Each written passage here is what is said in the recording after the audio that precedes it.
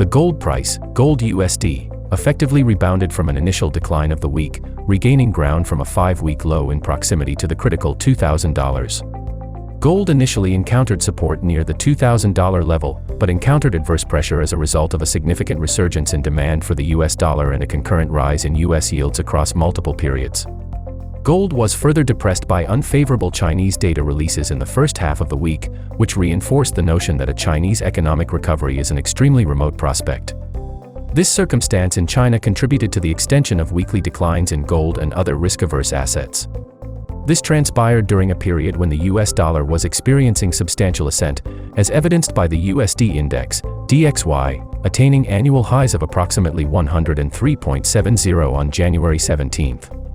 A further contributor to the substantial decline in gold's value was the sustained strength of the US economy, which was bolstered by solid data readings.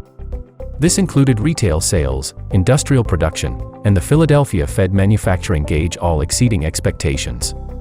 These favorable indicators undermine excessively sanguine anticipations regarding a reduction in interest rates by the Federal Reserve during its March 20th meeting.